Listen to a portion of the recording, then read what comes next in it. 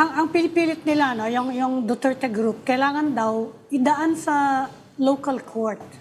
Kahit gusto nating i-surrender, parang gusto nila kumuha muna ng permiso sa local court.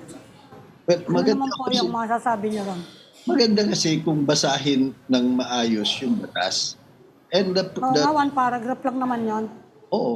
and the doctrine and the central doctrines, kung wala sa batas, hindi mo pwedeng dagdagan ng iyong opinion. Yeah. Ang linaw-linaw nun eh. So hanggang propaganda lang ho yan, hanggang condition naman. It's very unfortunate because it misleads our people and it leads to heightened passions, di ba? Nami-mislead sila eh. So, the higher your position in society or government, the more responsible you should be. Yeah. Ibang sasabihin, dapat naman nakaangkla sa katotohanan o kaya sa batas. At kung meron kang jurisprudence, isite mo. Hindi lang ho yung magsisigaw ka dyan, gusto mong maniwala na sila sa sinasabi mo. So, that is, of course, your privilege, no? But it is a disservice to society as a whole because it divides us unnecessarily and it misleads many of our people. Pero sabi, Attorney, ang description ng ICC kay Bato, suspect. Anong status niya ngayon? Dahil sinabi naman kagabi ni President Marcos, inutusan daw niya NBI na wag munang arestuhin.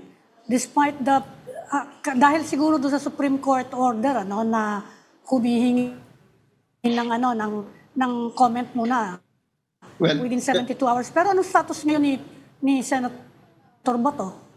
Let's be accurate about the Supreme Court order for the parties to comment or for the executive branch. An order requiring to comment is not a TRO. So there's a validly issued warrant recognized no less than by the ICC spokesperson. So, genuine yan. And alam na natin yan noon pa, di ba? Because they've been in the documents of ICC, in their proceedings, they have been identified as co-perpetrators. So it was just a matter of time. We cannot also doubt the existence of ICC. Nandyan yan eh. Even the Supreme Court jurisprudence supports the fact that kahit kumalas na tayo sa Rome Statute, meron pa rin tayong residual obligation and the residual jurisdiction ng ICC.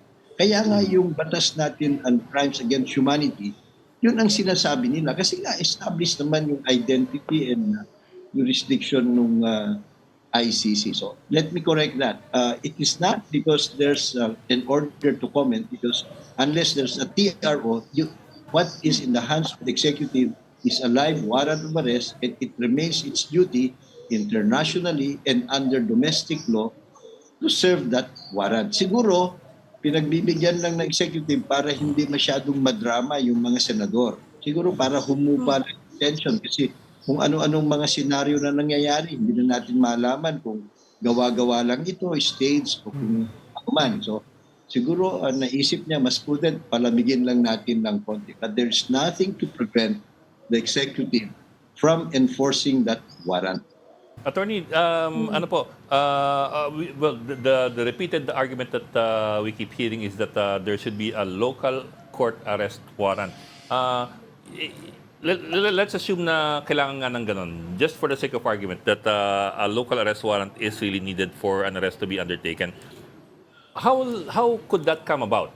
If the case is already with the ICC and there is no case in the Philippine courts, how does one go about getting a local arrest warrant for an ICC case?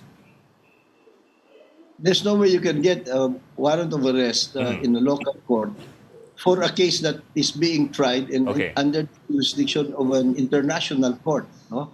So, simple ho yung sinasabi nila. Baka ang gusto nilang sabihin, mag-file ka ng separate case against humanity dito, which is stupid and unnecessary. Meron lang ang live case doon, di ba? Ang importante lang naman dyan, in either local court or in the international court, yung mga akusado nabibigyan naman ng due process. Kung minsan nga, mas maayos pa yung proseso nila doon kaysa dun sa mga notoriously slow and sometimes corrupt processes natin dito sa Pilipinas.